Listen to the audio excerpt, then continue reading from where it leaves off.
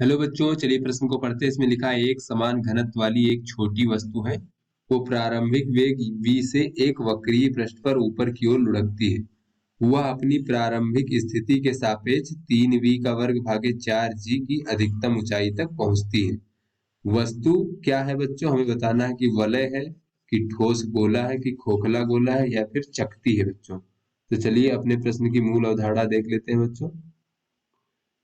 बच्चों, इस प्रश्न की मूल अवधारणा में हम देख लेते हैं कि ऊर्जा संरक्षण का सिद्धांत क्या होता है बच्चों। तो अगर बच्चों हमारा किसी वस्तु पर जो है बाह्य बल ना लग रहा हो बच्चों, कोई बाह्य बल का मान शून्य हो बच्चों, तो उस वस्तु की यांत्रिक ऊर्जा जो है वो संरक्षित रहती है बच्चों। यही हमारा ऊर्जा संरक्षण का नियम कहलाता है बच्चों। यांत्रिक ऊर्जा का मान जो है बच्चों नियत रहता है, वो परिवर्तित नहीं होती है। तो यांत्रिक ऊर्जा क्या होता है बच्चों? वो हमारा होता है गतिज ऊर्जा, और स्थितिज ऊर्जा का योग जो होता है वही हमारा यांत्रिक ऊर्जा होता है बच्चों। चलिए बच्चों अपने प्रश्न को हल करते हैं। बच्चों, इस प्रश्न में जैसा कि दिया गया है कि वस्तु जो है बच्चों इस प्रकार से, गोल वस्तु है बच्चों इस प्रकार से, ये ऊपर की ओर लुढ़कना शुरू करती है v वेग से बच्चों। तो ये लुढ़कते लुढ़कते बच्चों कुछ अपनी अधिकतम ऊंचाई मान लीजिए यहाँ तक पहुंची बच्चों। तो इसकी जो अधिकतम ऊंचाई h है बच्चों इस प्रकार से मान लेते हैं। ये हमें बच्चों दिया गया है अधिकतम ऊंचाई। अधिकतम बच्चों इसको हम h के बराबर ही मान लेते हैं। अधिकतम ऊंचाई कि हमारी ये h के बराबर है। बच्चों इसका मान जो हमें प्रश्न में दिया गया है h अधिकतम ऊंचाई 3v का वर्ग भागे 4g। 3v का वर्ग भागे 4g। बच्चों ये जब ऊपर की ओर अभी जैसे बच्चों यहाँ लुढ़क रही है तो यहाँ पे कुछ इसकी ऊर्जा होगी। अंत में बच्चों जब ये अपनी अधिकतम ऊंचाई पर पहुंच जाएगी तो यहाँ पर इसकी कुछ यांत्रिक ऊर्जा होगी। तो इस पर बच्चों कोई बाह्य बल नहीं लग रहा है, बाह्य बल का मान बच्चों शून्य है। तो इसकी यांत्रिक ऊर्जा परिवर्तित नहीं होगी बच्चों। अर्थात बच्चों हमारी गतिज ऊर्जा और स्थितिज ऊर्जा का मान जो है वो नियत रहेगा। स्थितिज ऊर्जा ये परिवर्तित नहीं होगा।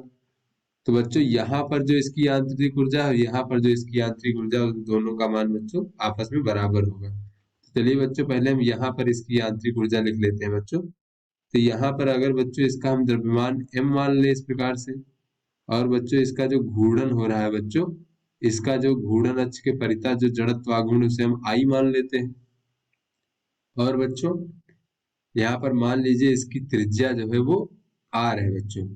तो इसका जो कोणीय वेग ओमेगा होगा बच्चों वो हो जाएगा हमारा रेखीय वेग v भागे r, इस प्रकार से। तो चलिए बच्चों यहाँ पर जो है पहली स्थिति नीचे पर जो है हमें गतिज ऊर्जा लिख लेते हैं, और ये स्थितिज ऊर्जा, कुल यांत्रिक ऊर्जा लिख लेते हैं बच्चों। तो यहाँ पर बच्चों स्थितिज ऊर्जा क्या होगी? तो यहाँ पर स्थितिज ऊर्जा शून्य होगी, क्योंकि बच्चों पृथ्वी से ऊंचाई इसकी शून्य है। तो स्थितिज ऊर्जा का मान शून्य होगा। और बच्चों गतिज ऊर्जा क्या होगी? तो यहाँ बच्चों स्थानांतरित गति भी है और घूर्णन गति भी है, चल भी रही है और लुढ़क भी रही है बच्चों। तो स्थानांतरित गति के लिए इसकी गतिज ऊर्जा हो जाएगी 1/2 द्रव्यमान m और वेग v का वर्ग। और बच्चों घूर्णन की वजह से घूर्णन गतिज ऊर्जा होगी 1/2, और बच्चों I जो इसका जड़त्व आघूर्ण है, और ओमेगा कोणीय वेग का वर्ग। ये बच्चों हमारी कुल गतिज ऊर्जा हो गई। और बच्चों स्थितिज ऊर्जा यहाँ पर शून्य होगी, क्योंकि पृथ्वी से ऊंचाई जो है शून्य है h का मान। उसके बाद बच्चों अब जब यहाँ पर पहुंच गई, यहाँ पर इसकी यांत्रिक ऊर्जा लिख लेते हैं। तो यहाँ पर गतिज ऊर्जा क्या हो जाएगी बच्चों? जब अपनी अधिकतम ऊंचाई पर पहुंच जाएगी तो वो अपने विरामावस्था में हो जाएगी, यानी कि और आगे नहीं चल पाएगी। तो बच्चों गतिज ऊर्जा का मान शून्य हो जाएगा। स्थितिज ऊर्जा कितनी हो जाएगी बच्चों? स्थितिज ऊर्जा हो जाएगी इसका द्रव्यमान m g, और बच्चों जितनी ऊंचाई तक पहुंच गई है h। तो इस प्रकार से यहाँ पर बच्चों अगर हम देखें तो ये हो जाएगा 1/2 mv का वर्ग धन बच्चों 1/2 I, और ओमेगा की जगह रख सकते हैं हम बच्चों v भागे r। तो ये हो जाएगा v का वर्ग भागे r त्रिज्या है बच्चों इसका वर्ग, बराबर हो जाएगा बच्चों m g। और बच्चों h की जगह पर हम ये रख सकते हैं जो हमें दिया गया कि अधिकतम ऊंचाई यहाँ तक जा सकता है। तो 3v का वर्ग भागे 4g। तो चलिए बच्चों इसको आगे हल करते हैं। तो बच्चों यहाँ से ये v का वर्ग और v का वर्ग इस प्रकार से कट जाएगा बच्चों, और ये 2 भी कट जाएगा, 2 2, और ये 2, यहाँ 2 बचेगा केवल।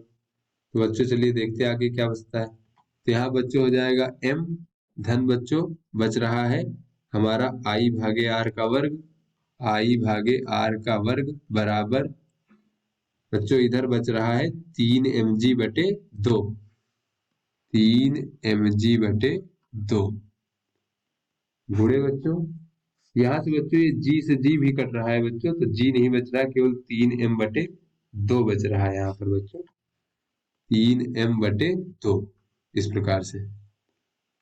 तो यहाँ से बच्चों अगर हम आई भागे आर का वर्ग देखें बच्चों, तो ये हो जाएगा 3m/2 और ऋण m, बच्चों इसका मान हो जाएगा 1/2m। तो यहाँ से बच्चों अगर हम आई का मान देखें तो ये हो जाएगा 1/2m r का वर्ग। तो बच्चों ये हमारा इस वस्तु का जड़त्व आघूर्ण हो गया। तो बच्चों जड़त्व आघूर्ण जो है, इस प्रकार से कोई वस्तु जो है वो अपनी अक्ष के परितः जो है इस प्रकार से, या फिर बच्चों इसको ऐसे बना लेते हैं, ये हमारी बच्चों गोल वस्तु है, इसको हम इस प्रकार से बना ले बच्चों। तो ये अपनी अक्ष के परितः बच्चों, केंद्र से जाने वाली अक्ष के परितः इस प्रकार से घूर्णन गति कर रही है बच्चों, क्योंकि लुढ़क रही है। तो बच्चों ये अपने केंद्र के परितः इस प्रकार से घूर्णन गति कर रही है। तो बच्चों अपने केंद्र के परितः तथा केंद्र के अभिलंबवत अक्ष के परितः जो जड़त्व आघूर्ण आई का मान अगर 1/2 mr का वर्ग है बच्चों, जहां m द्रव्यमान और r त्रिज्या है, तो हमें पता है बच्चों ये जड़त्व आघूर्ण हमारा डिस्क का होता है या फिर चकती का होता है बच्चों। तो यह जड़त्व आघूर्ण जो है, आघूर्ण का मान डिस्क का होता है बच्चों, या फिर इसे हम चकती भी कह सकते हैं, डिस्क का होता है। तो बच्चों हमसे प्रश्न में पूछा गया था कि हमारी वस्तु कौन सी रही होगी। तो बच्चों यहाँ से अपने विकल्पों को देखते हैं बच्चों, तो ये जो डी विकल्प है बच्चों, ये हमारा सही विकल्प है, क्योंकि हमने इसका जब जड़त्व आघूर्ण निकाला तो वो चकती के जड़त्व आघूर्ण के बराबर हुआ बच्चों, तो ये चकती होगा। तो आशा करते हैं ये आपको समझ में आ गया होगा। धन्यवाद।